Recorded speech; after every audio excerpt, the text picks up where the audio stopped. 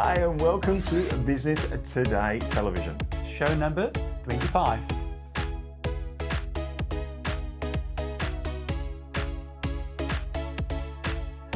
Last week, John Hughes talked about company philosophy. Andrew Ford, all about strategy again. Hellier talked about business, startup strategies, and Anne-Marie responding to stress.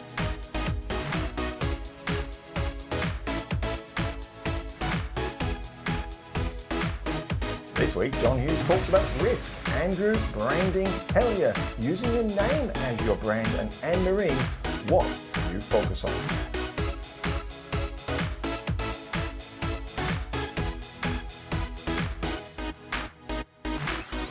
Well, welcome back to A Business Today, bringing you those strategies. I often say that those people saying it can't be done while the rest of us are just getting on and doing it. But talking about strategies, about a few weeks ago, Anne-Marie spoke about the strategies used SOS, to stop, observe and strategize. Yes. But if you don't listen to podcasts or read business books or listen to shows like this, you will not have a strategy to implement. No. So it's important for you to mind feed and get strategies to help you.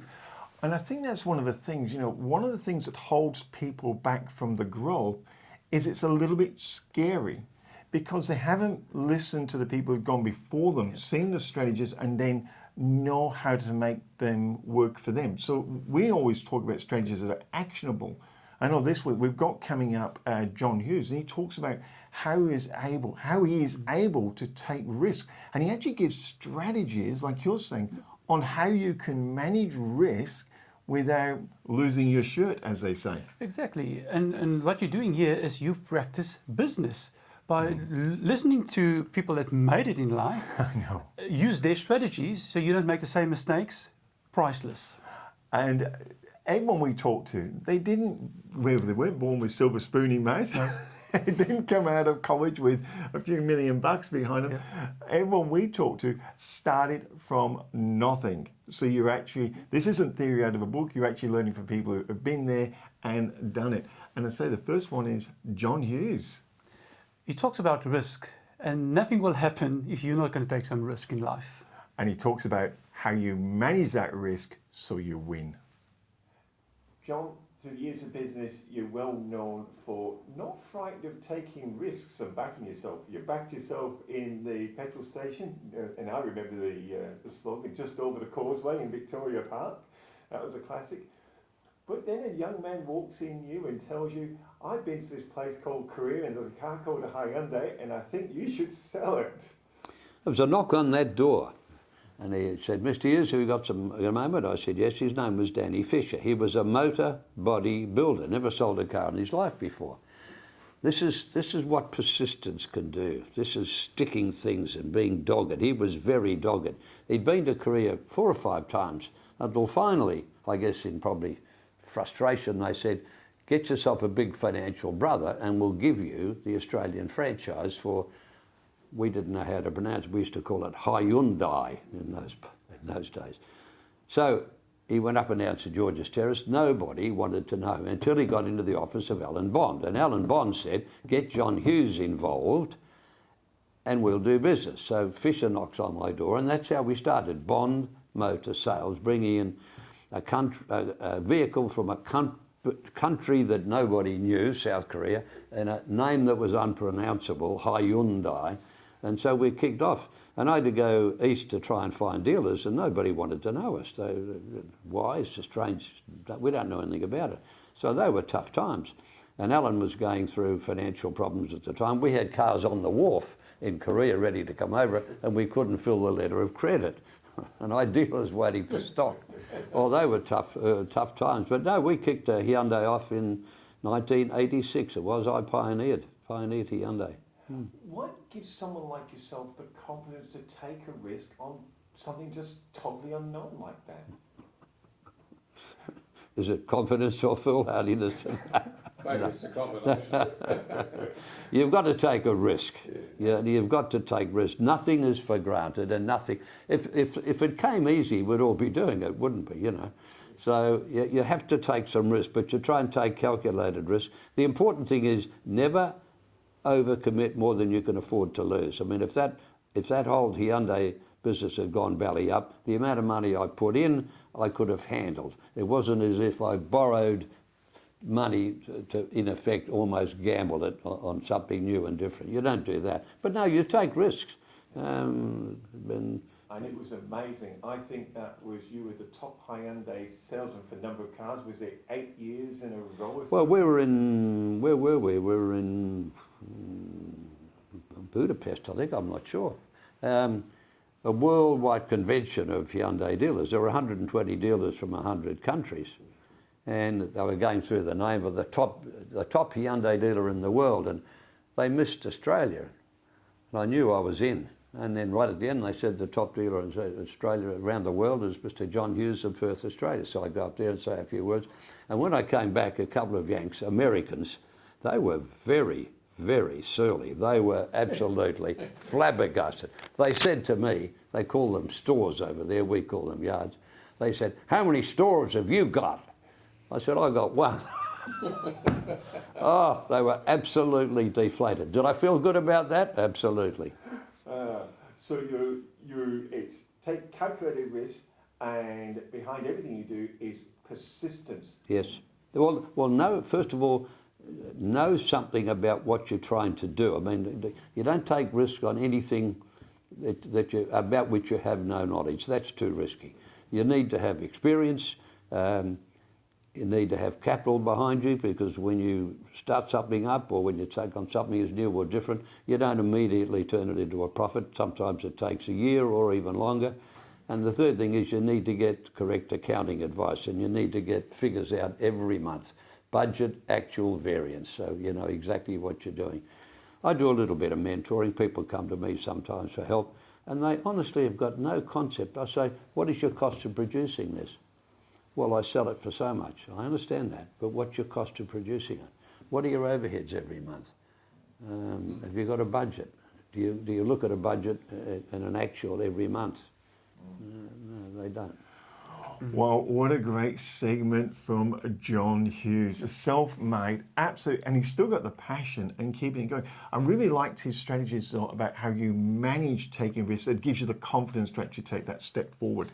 But the more you do it and the more you practice it, the easier it becomes as well. It becomes second nature. Exactly. And I think as we talk about that, one of the things people, they get unsure as they're taking these steps and growing your business is we hear branding is so important as you're moving forward. So as you're taking these risks, you're going, have I got the right brand behind me? And am I doing my branding right that is going to support where I want to go? And branding is, even though we think like Coca-Cola or Apple is a brand, but when you're in business, you as the business owner is a brand as well. And that's why it's such an important topic, branding. It certainly is. So if you're moving forward in your business and you're at that point going, will this brand support me as I go forward? Listen to this with Andrew Ford. One thing I must say, I've watched Ford and doing it, and obviously had the privilege of working with yourself and working with Christian, Mr. Pedantic, when it comes to branding and colours. I know we've talked about this before. Now, an interesting question has come in from a few viewers. They've asked, I'm not happy with my name, I'm not happy with my colours. Is it okay to change brand, or should I stick with what I started with? And I thought, 35 years in, has it been checked? Are you frightened of anything like that? Or what would you say? Yeah, well, my advice would be certainly not change it too often. Yeah. But I think a lot of brands do need to freshen up, with especially their logo and their fonts and that sort of thing. So I think a change every, I don't know, there's no set criteria in my head of what period that should be, but it certainly shouldn't be every 3 or 5 years, but maybe every 10 or 15 years. I think a brand freshen up. It also freshens up the company to a degree. I remember when we did change, we've only changed our logo once in 35 years. Wow. That was in 2003, so about halfway through almost exactly. I remember we made a big deal of it. We had like a staff ball. We were at the Royal Perth Yacht Club, and we had mannequins up on stage, and they had the Ford and Durnan shirts with the new logo, and we revealed them, they had covers over them. We made a big deal of it. So it also does, apart from just freshening up the brand for the consumers or the customers, also for the staff too. It gives them a bit of a fresh, modernising feel. I like that you can, if you're not quite happy with your brand or you think it's getting a bit stale, and you think, I need to change, you can actually turn a real big positive spin on and so your customers get a buzz out of it. Oh, it's new, it's exciting. That's what I'm picking up. Make it into Absolutely. an event, not just try and slip it under the radar. Yeah, flaunt it sort of thing to both customers and staff. And there's there's quite a handful of brands I can think of straight off the head, which of course I won't mention them, that I think are overdue for a name change or certainly a modernisation of the image that they project. They project an image of a 70s, 80s type company, which just doesn't resonate even with my age group, much less my kids' age group, you know. And I think they're fast becoming a dinosaur by perception at least. One thing that I know we've talked about it before, but because the question came in about brands and changing brands. Now, you invested and you told us it wasn't very expensive. You got a brand stylist in, was it, to get your style guide made? Or Yep, so we used Market Force, the advertising agency, which is a large agency here in Perth. They came up with a new logo, but they actually put a context to it. So they had it morphing from our old logo, which was just the F and the D, and they had it morphed with computer graphics into the new one. Now, whether they did that during the process or post the process, either way, it was very impressive. And then so it sort of didn't just come out of, oh, this is our new logo. It actually came like an evolution into a more modern look and feel. And the 4 squares which form part of our logo are the 4 elements: earth, wind, water, fire. Yeah, that's right. Yeah. So again, there's some context to the logo being in air conditioning, climate control. Yes. So quite a few things went into it, and a nice modern. And the blue is obviously associated with air conditioning. Yeah. So hence the blue colours where we had red before, and the red was chosen because it's very popular with the Chinese. It was red and gold were our old corporate colours. Because at the time, I don't know why, we were thinking maybe it's more relevant now, but with the Chinese community especially, those colours and the phone number, when we could choose the phone number and the fax number, we chose 8800 and 6600. Because they're their numbers. They're their numbers. Well, once again, I mean, Andrew started off as a refrigeration mechanic, a tradie on the tools. Him and Kyle built a massive business. They've been going for 35 years. That was brilliant listening to his attitude to the brand and how it contributes to the success. You just have to keep on working on your brand, and you have to keep on managing your brand. I am going to give a little plug here, Gerard, because a lot of people are saying, hey, where do we get more of this? We've got a lot of emails. Jump on to worthingtonstoop.com and have a look at the business programs. Have a look at the Millionaire Club. We've got a business library in there with all strategies from personal development, business development, sales, marketing, millionaire interviews are in there, and our weekly business library, what we call the Business Lounge. So those of you listening to this and going, I really need some help, some support, and that's me as well. We're all the same. Have a quick look at that. But it's really interesting listening to these guys and the information they give. Feedback that we have, that people that used the program before, is they say when they went back and listened to it a second time, they found more gold nuggets. So all of these things, don't only listen to it once, listen to it more than once. And that's why we did the business library, wasn't it? I mean, there's over 90 specific videos there for helping you build a business. And we built that business library to allow people to revisit, as well as our weekly Q&As on the Business Lounge, and they're getting very, very specific for you at that time. But it's really interesting. People are going, should I start with the end in mind? And that was your question this week, your 60-second question of these self-made people. What did you ask them this week? What we asked them is, what is your advice on having a business exit strategy? I think it's critical to be thinking of it, but obviously it depends on the stage of the business. If you're just opening it, one wouldn't be assuming you're necessarily going to be planning to exit in the next short term, 6 to 12 months or anything. But also is the business going to be a build and flip type scenario? And if that's the case, then you've got to think a lot shorter term. But no matter what part of the business, the stage the business is at, you've always got to be thinking of an exit strategy, and don't let it revolve around yourself too much. And that's one of the critical things that inhibits that. My advice for a business exit strategy plan.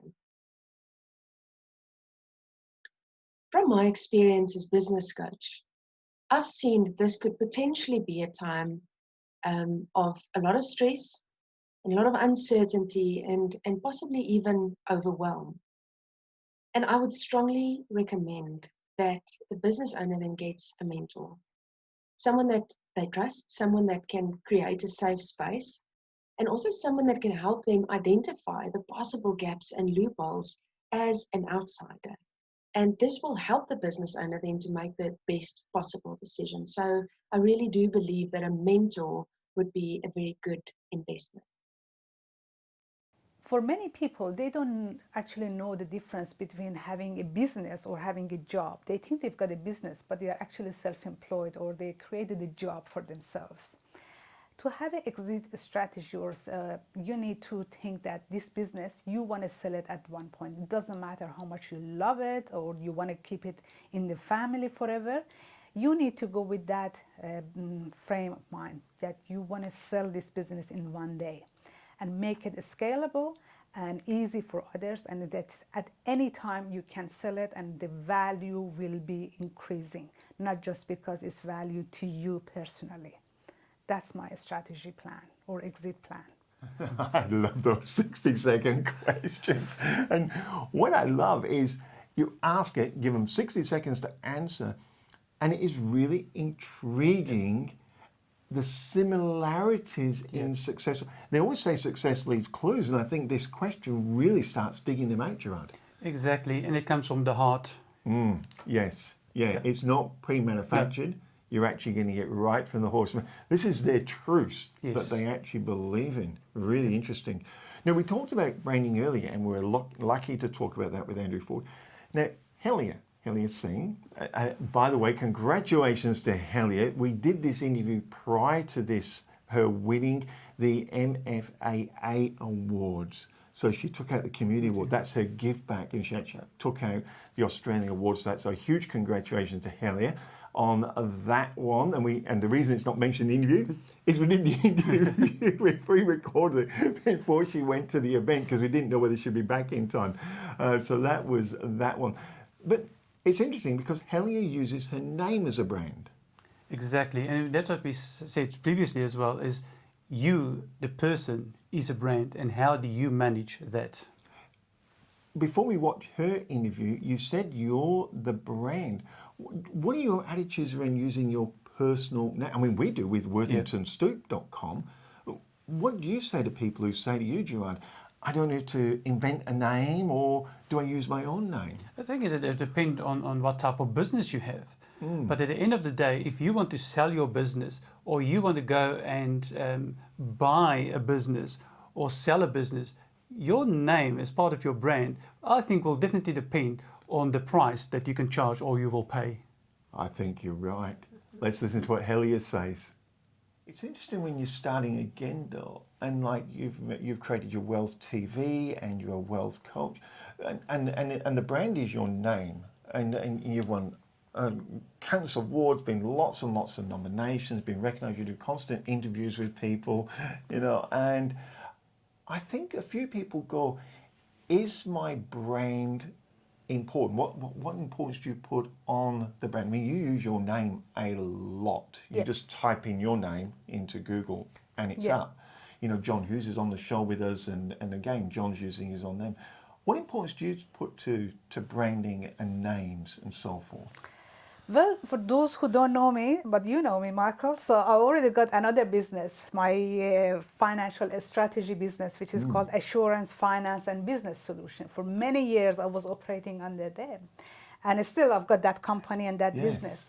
But for the last only 2 to 3 years, I started the Wealth Coaching. It's just because that was the path I wanted to take. So, and that's why don't be so sure that right now, you need to know what name you need to take. You need to give yourself time and to see that, okay, what you really want to do. You will find your passion. Give yourself enough time to find it, your niche, and then your passion will find you.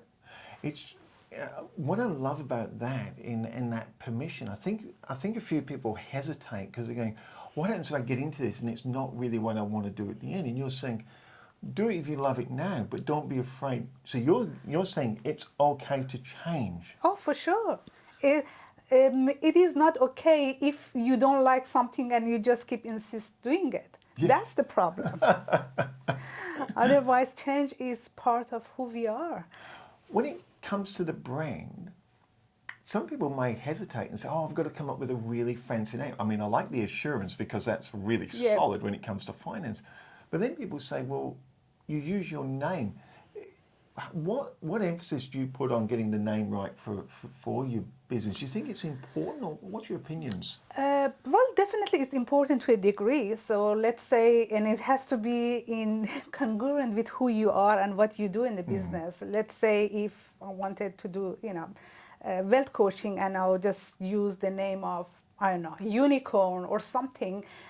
Just have to find, okay, what is there? What's in the name? Or even if there is some name that you want to find out, then at least elaborate on it and have a few shows on that to explain to people what is that name represents you. Like if you look at my previous logo, the Assurance Finance Business Solution, that logo, everybody says to me, that's beautiful logo is done. But it's just the initial of all my family members. So this is something we came up and we put our own color, our favorite Yes. color. See, it's just what it means to us. Because if it means something to you, you will always cherish it. And that's why even I have actually the artwork of my logo in my home and in my office. I Yes. don't think that many businesses have their logo as a artwork on the wall, but this is how much we put love and resonance with that logo. When it comes to using your own name and putting your own name out there, did you go through some resistance around? How was that? Because some people are going, "Oh, my own name, I'm not too sure." Yes, for sure. Definitely, I had some resistance because some people, they say that, when I spoke to many coaches and mentors, and they said, if you want to sell your business later, obviously, who wants to buy Helia Singh as a business? Because this is who you are. I said to them, look, it's different. This is me. This is something now I want to do for me as my legacy. It's got nothing to do with the business. Underneath, I'm doing the business, which are my online courses and coaching sessions and stuff.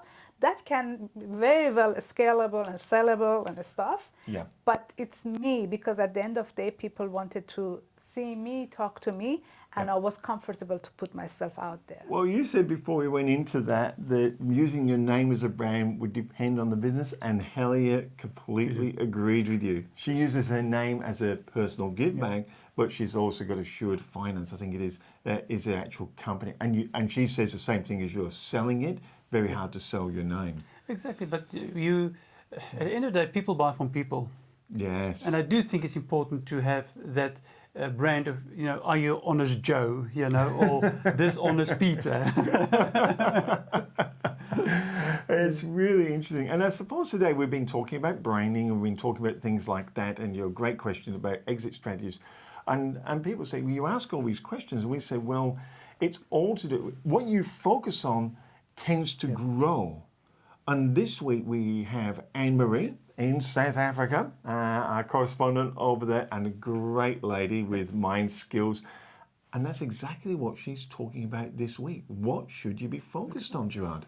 We spoke to some of the people that we interviewed before, and one of them, I would never forget, said that he goes focus, and then there's some new bling coming out, and then he follows this bling, and then he follows that bling. And he recognized that when you focus on things, you get things done. So it's, I think, important to be aware that you do that. So when you start doing it, that you can just stop yourself. That's what the SOS again, stop, observe, what am I doing now? I'm looking after the bling again. What is my strategy? Keep on focusing. Yes. SOS. So don't chase that shiny new object all the time. Yes. Here she is, Anne-Marie, with a great segment on what do you focus on? Geoff Eckers says that what you focus on expands. There are 3 different levels of focus. The first one is to stay okay. This is the day-to-day management of yourself and your regulation of your emotional state. The second level is attempting to make the work from home or your status quo more sustainable. In order to keep that productivity, what is it that you need to do? How can you keep up with the demands that you do find in your new status quo, in your new working from home environment? And then the third level is leverage the moment. Reimagine big changes. I want to ask you as a business owner, where do you find yourself? From my experience, so many business owners and just executives in general find themselves in the space of having to manage themselves and also to make the status quo and their work from home sustainable. It's between those two spaces that they move. And people find it extremely difficult to move into the leverage the moment space, which is a pity because we will never again in our lifetime have an opportunity like this. So we have to try and leverage this moment because this is such an amazing opportunity to separate ourselves from the average.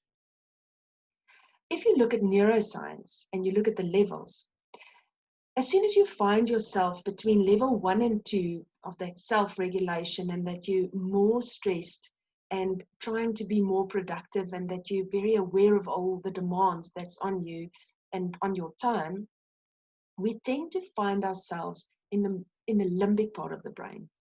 And the limbic part of the brain is slightly more emotional. It is there where you withdraw or you attack. You secrete adrenaline and cortisol when you sit there, and you are just not innovative or creative when you sit there. Your thinking is not optimal.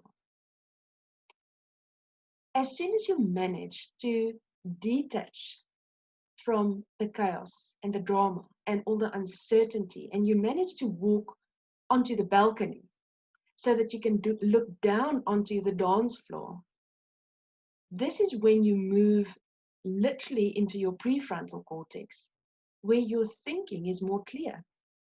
It is in this space that you manage to reimagine big things, that you rethink, recalibrate, collaborate, innovate, to be more creative. It's just overall a better space to be in, standing on the balcony. I want to share with you a strategy in which we can leverage the moment that we have. The first step is to prioritize what is important for you. Is it change? Is it innovation? Is it being completely people-centric or more people-centric? And throw it out to your team and discuss it amongst your team and hear what they have to say, because we all have to agree on it and we have to get buy-in from the team as well. And then secondly, what one habit will bring you closer to that priority? One habit, not 3, not 5. One habit, simplify, make it possible. One habit that will navigate you closer to the one priority that you set out. Is it perhaps to re-engineer the culture of feedback? Is it perhaps to communicate more frequently? Whatever that looks like for you, that habit. And then thirdly, rethink learning. How are we going to make sure that the people learn this habit? How are we going to make sure that they get the time to practice and to reflect on this habit? How are we going to make sure that maybe we have operationally in our systems also an opportunity to enforce this habit? So you can see that it is in this space that we really rethink and that we leverage the moment and really bring about that change that we want. So again, stop being on the dance floor. Stop dancing with chaos and drama and uncertainty. We will find ourselves there sometimes, but not most of the times. Make use of this opportunity. Go and stand on the balcony and rethink big changes for your business and for yourself. Wow, what a show, Gerard.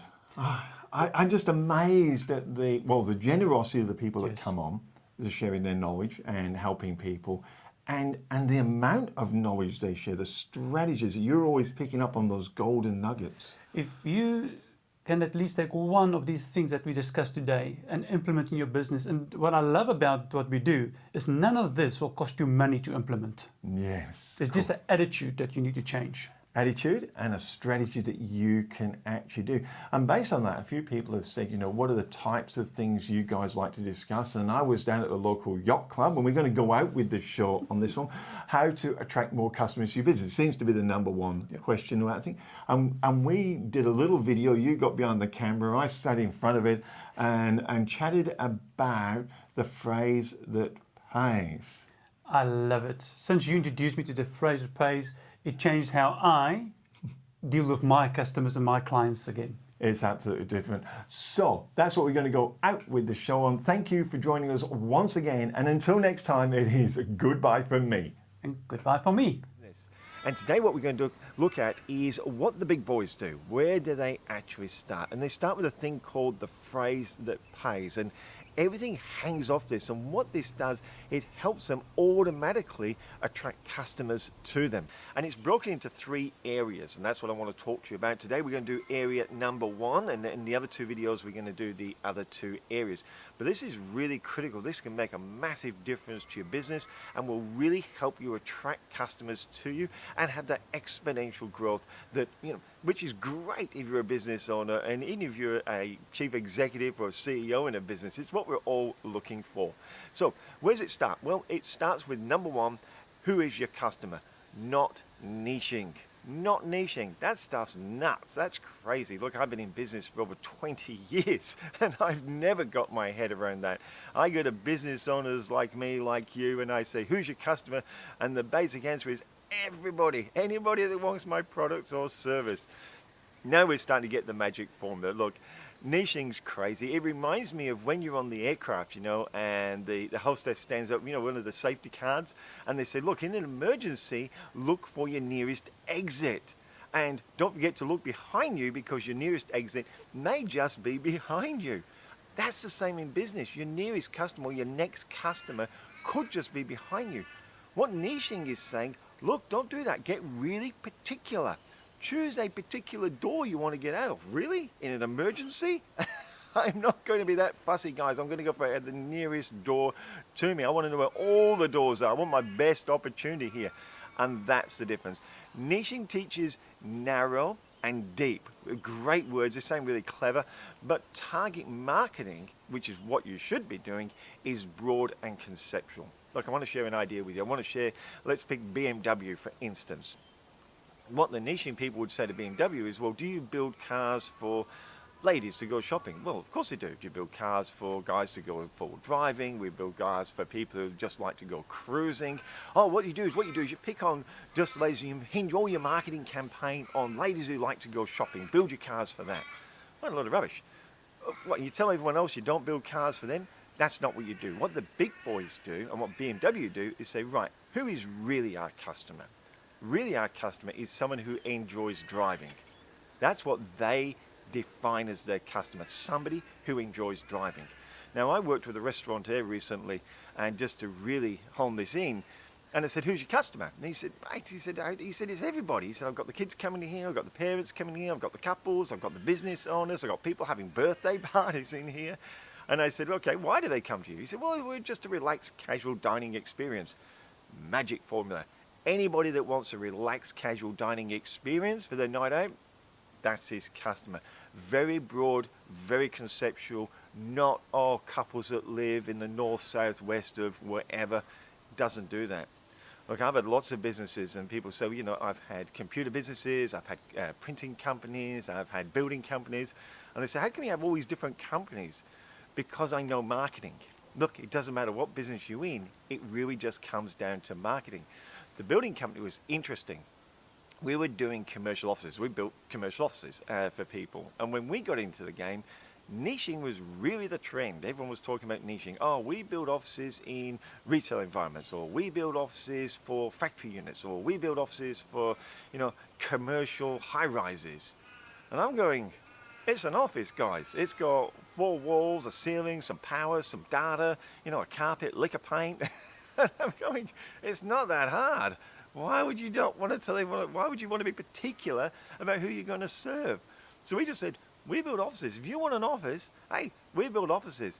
We had exponential growth in that business. And of course, we were able to sell it, as I've done with a lot of companies. So when it comes to marketing, don't get too particular. Don't go niching, don't go narrow and deep, go conceptual and wide. Who really is your customer? Why do they deal with you? What is it they're actually looking for? They're looking for the casual dining experience. Do they need an office? Do they enjoy driving cars? Have a look at that. Okay, that's part one of getting the phrase that pays. The other two parts, it all starts to make sense when we tick them off. We're going to put them in the other two videos. Look, if you're on another platform, I'm going to put the link below so you can click through. It's on our YouTube channel, and love to get your feedback. I'm sure I'll get some comments about niching as a feedback on this one, but love to get your feedback. So thanks for joining us, guys. The other two videos are in the series, but they're on the YouTube channel. So say if you're on another platform, I'll put the link below. Simply click that and go through to our YouTube channel. And as always, we'd love to hear your comments. And as always, I hope you have a really and great productive day.